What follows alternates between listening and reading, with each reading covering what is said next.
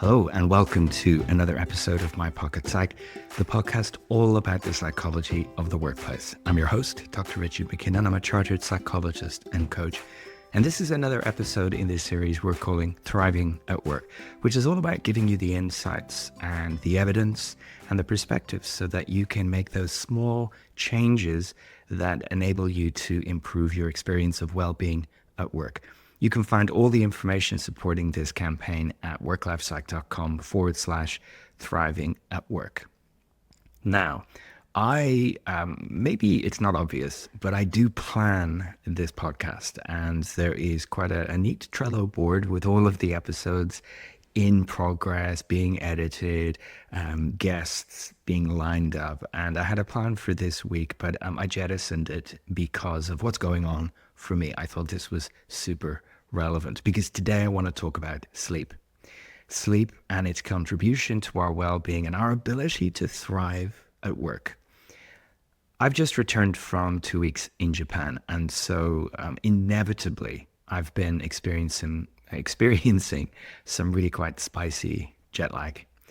This is, obviously a function of traveling very, very quickly, very, very far away, and my body's various systems, circadian rhythms, take time to catch up with that. And so it has a big impact on, my whole experience of life, basically. When I landed, it meant it was very difficult to focus and concentrate and, just follow simple processes. I was really foxed by immigration at Tokyo, Haneda, even though I've been through it over a dozen times at this point. Sleep loss and being completely out of kilter with the environment around me made something that simple quite difficult.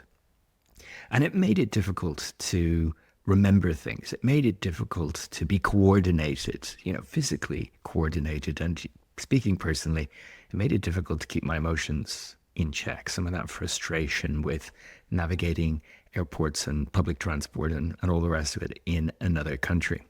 Anyway, least said about that, the better. Now, you may be saying to yourself, but I'm not traveling to the other side of the planet. Why is this relevant to me? It brought home for me the impact of sleep disturbance on our basic functioning. And actually, it doesn't take a flight to the other side of the planet to negatively impact our sleep and therefore our functioning the next day. Many of you listening and watching will know that just one night of disturbed sleep can really make you feel a bit grim the next day. So what I want to do is explore what that means for us in terms of thriving at work and some of the simple things that we can do to potentially contribute to a better experience of sleep and therefore a better next day. Now, while in Japan, I tried to use some of the science I'm aware of, and therefore I spent a lot of time outside in the sunshine. That can help reset the body clock, or at least help it catch up with the local time. I did an awful lot of exercise, and that was walking as much as I could from place to place. And that contributed to me feeling properly tired at the end of the day. And I minimized, except for a couple of occasions, naps during the day. I had a couple of power naps, but less than 30 minutes to just recharge the batteries so that I could go out in the evening. And it meant that, when I was there, it wasn't too much of a disturbance after just a couple of days. And the same on the return, but it was hard work because I was returning to work. I wasn't arriving to a holiday and I could take it easy. I was pretty much straight back into it after just over a day. So why is it so important? I mean, sleep is a biological imperative. We cannot do without it. And I have to say that's something that often gets lost in the workplace well-being message. I try and encourage all of my organizational clients to include reference to sleep and provide insights into the health benefits of sleep in any workplace well-being initiative that I'm contributing to, because it's the bedrock. It's effectively what everything else is going to be built on. There's no point. That's a bit strong. There's little point in emphasizing things like diet and exercise and yoga and all of this good stuff if we're not getting enough sleep. It can effectively erode the benefits of all of that good stuff. So we also need to remember that sleep helps us from a well-being perspective. Sleep contributes to our cardiovascular health. It helps with the formation of new memories. It helps us maintain a healthy weight.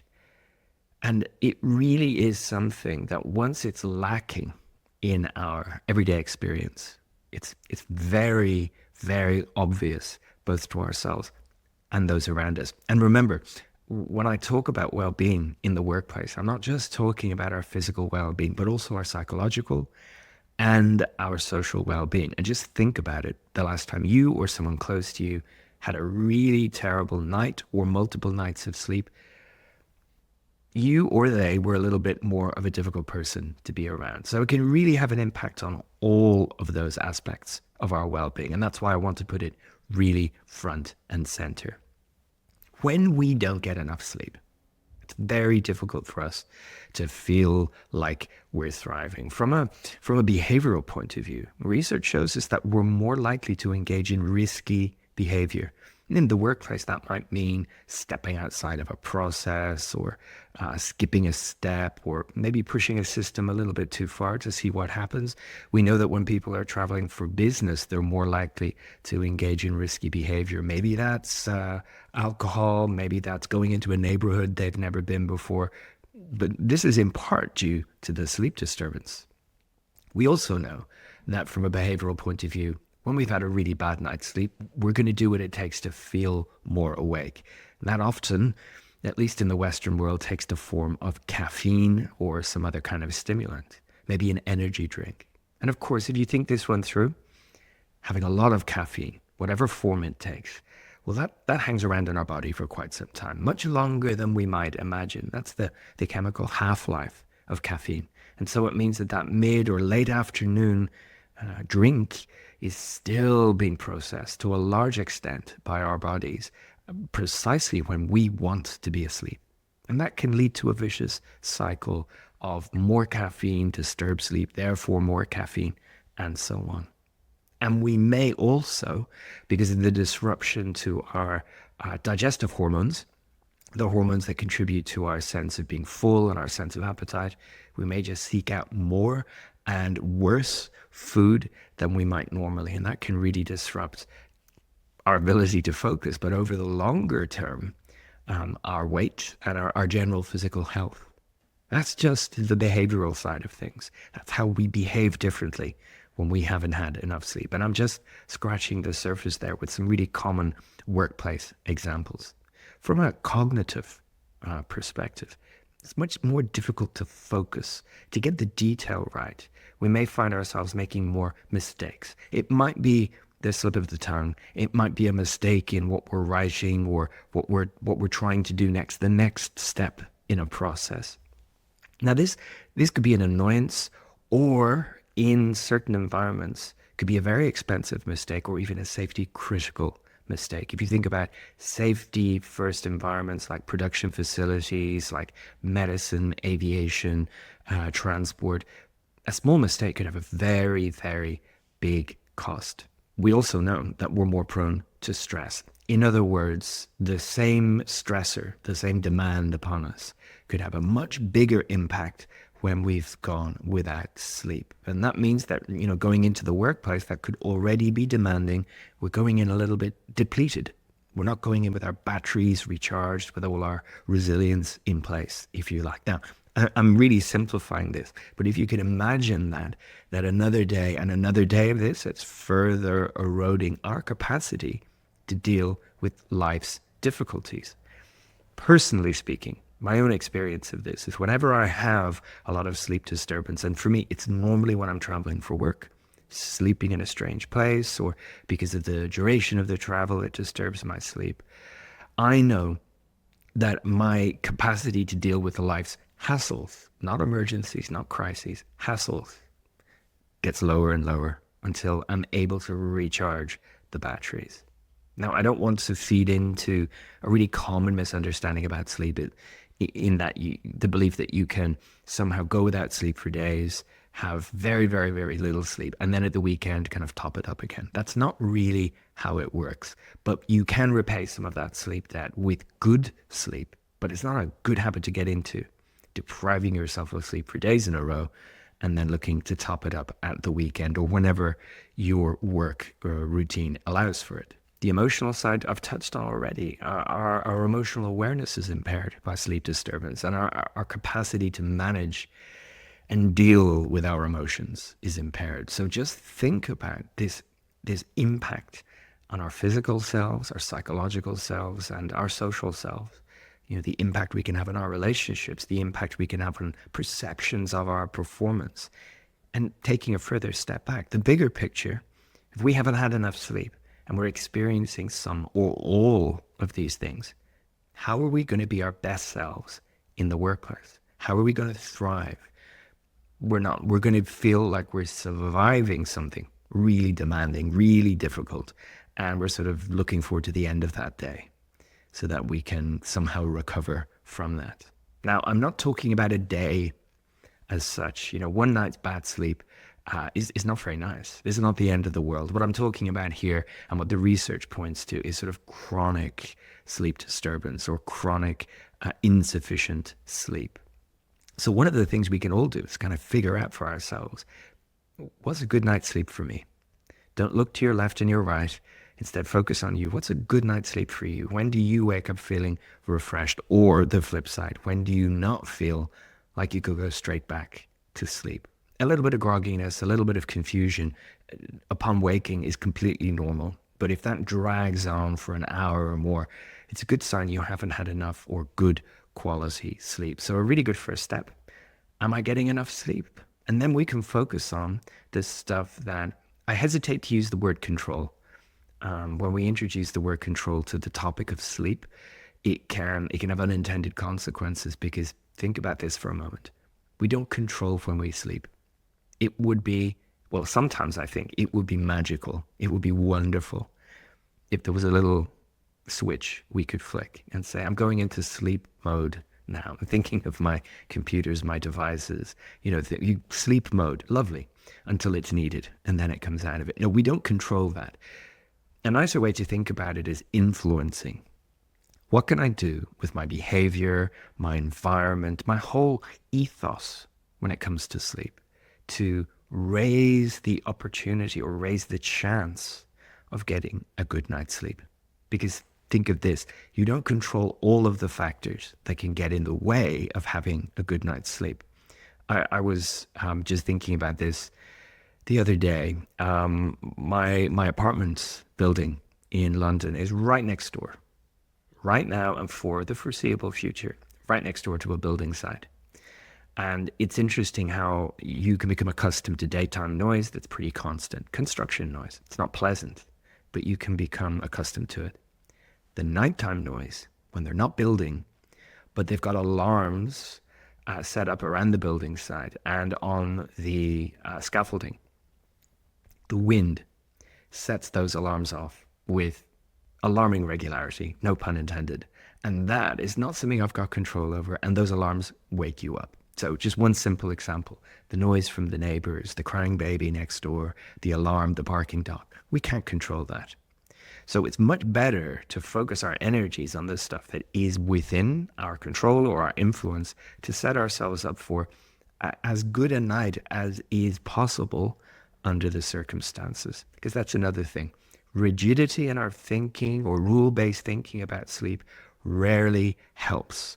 A flexibility and looking at the quality and duration of our sleep over a period of time is much more useful to us than believing, oh, that's it, the day is a washout because I had a bad night's sleep. It's not the case. It's really not the case. So without getting at my blame finger, I just want to explore a few of the things that we know we might be doing that could be sabotaging a good night's sleep. These are super common.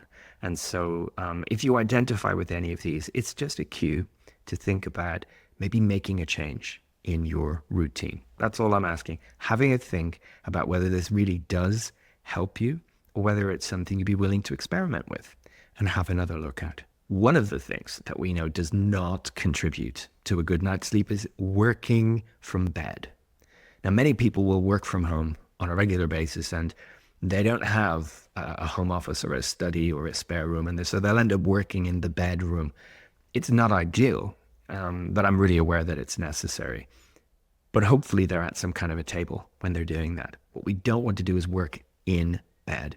Quite simply, all we're doing is building up an association between the place where we should feel our most relaxed and all the pressures of work.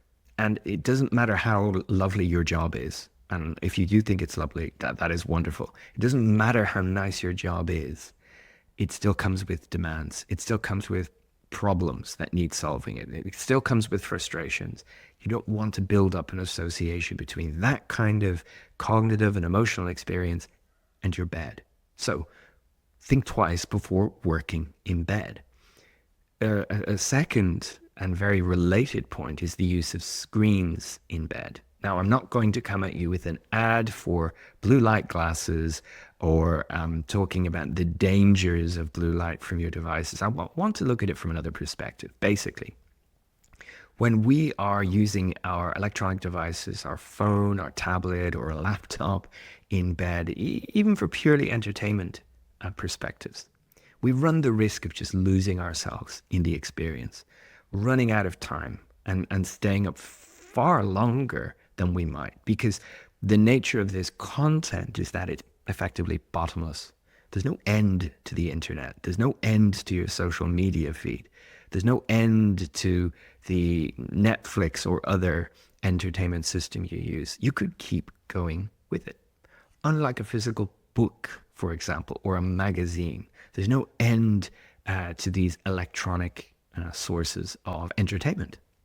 So we either need a lot of self-control or a timer, and that can work. But the main point here is we're running the risk of staying awake longer than we might. The second perspective on this, and I think it's one that's overlooked a lot, is what are we consuming when we're in bed using these devices? For example, are you only seeing happy, pleasant, enthusing content? Or are you seeing news items or social media perspectives or entertainment content that is not exactly pleasant?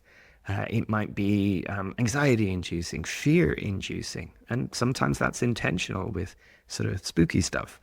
But is this going to help you get a good night's sleep if you're looking at terrible, terrible news or things that will contribute to your sense of anxiety and worry about the state of the world? Is that what you want to consume just before you close your eyes and think, now, sleep?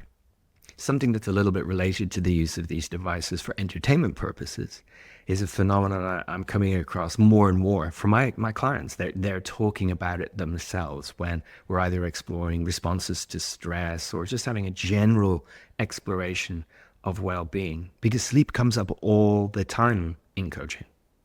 So one of the things that people are mentioning more and more is this concept, however it's phrased, but I'm hearing it as revenge bedtime procrastination. When people feel, hold on, my whole day has been about work and commuting and home duties and childcare and domestic hassle, I've got nothing for me. And so they stay up later and later to extract a little bit of fun from the day, a little bit of saying, I'm rebelling against expectations. I'm not going to go to bed or go to sleep when it's a good idea. I'm going to show them who's boss. Now, who's the them? I don't know. But it just means shorter and shorter window for sleep and more time pushing that back and staying awake doing something entertaining. We are the only mammals on this planet that intentionally deprive ourselves of sleep, whether it's from diet or exercise or entertainment purposes. Any other mammal, if you've got a pet at home, you'll see that when it's ready for them to go to sleep, they just find a comfortable spot and they go to sleep.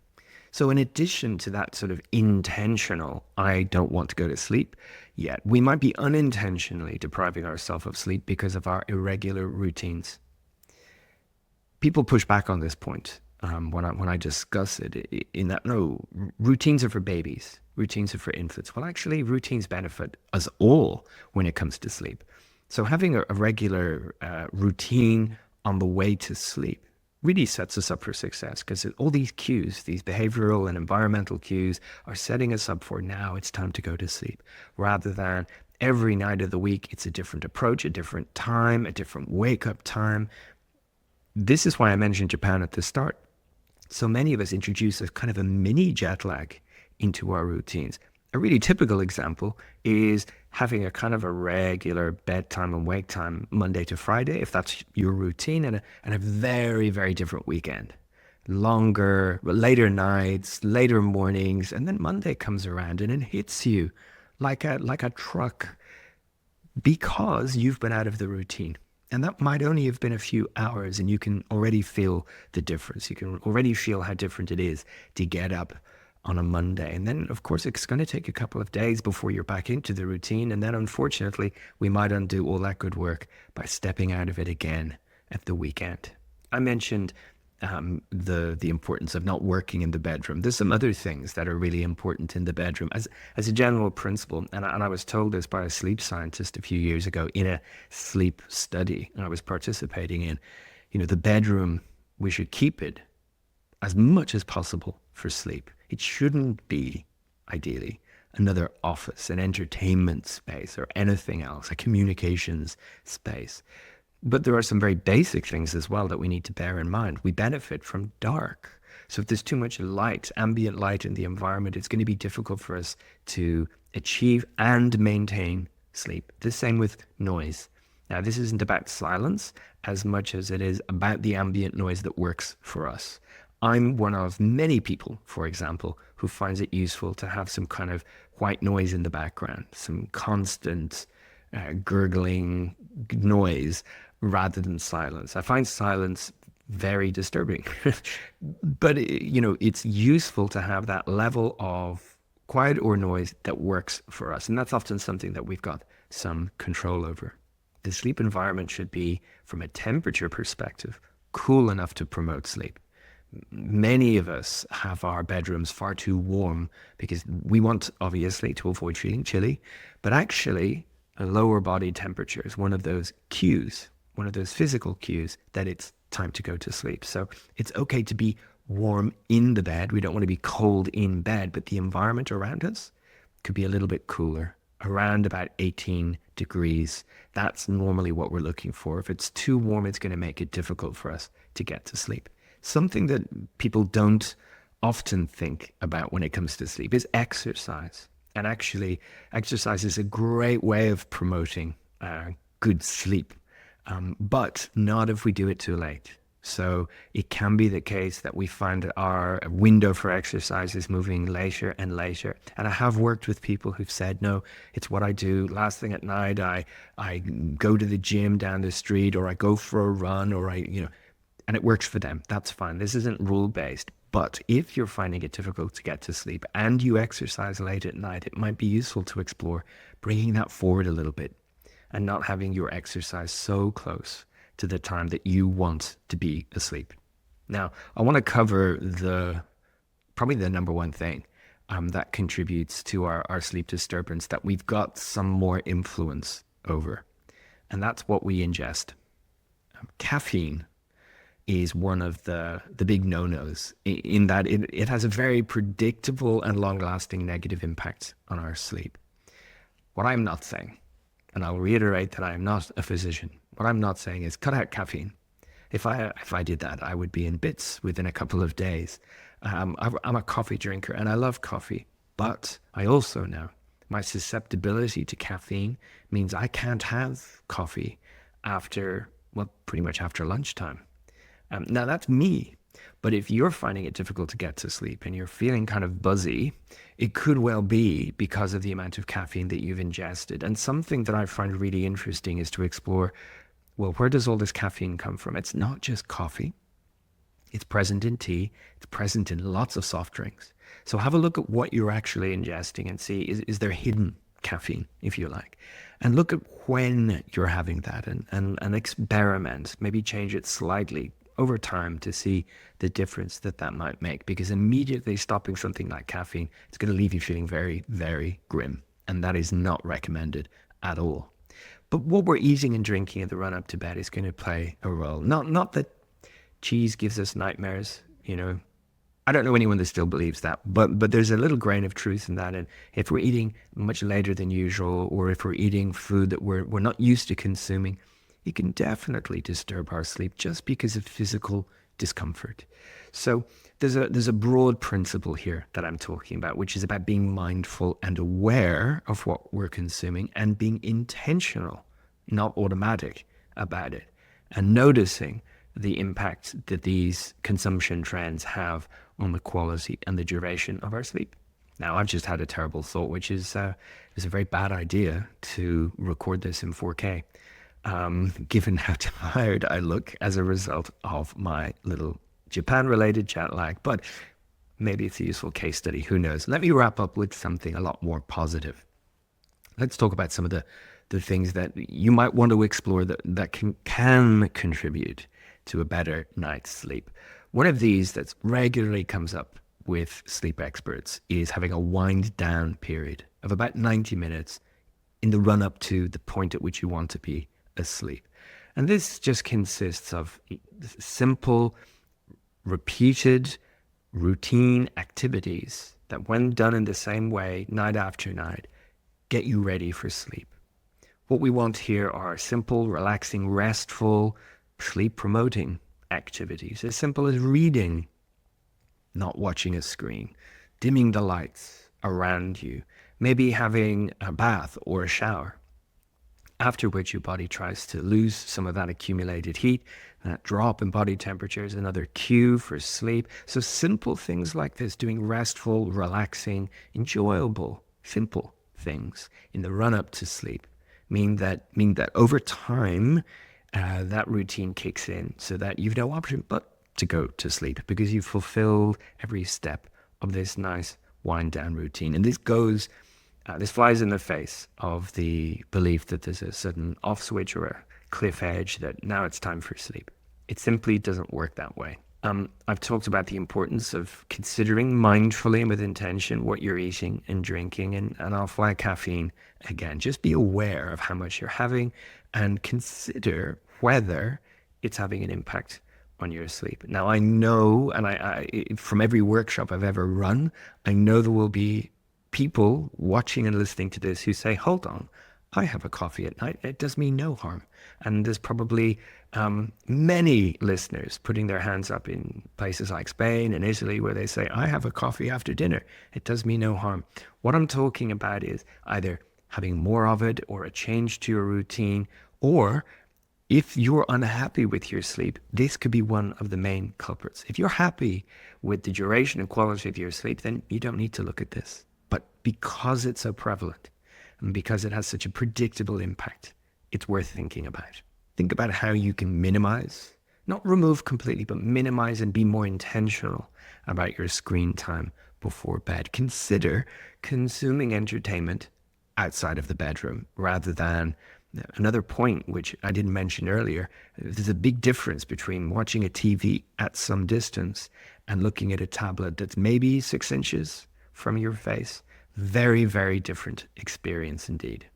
Look at the regularity of your sleep and wake times. Again, this is often perceived as being a bit of a buzzkill.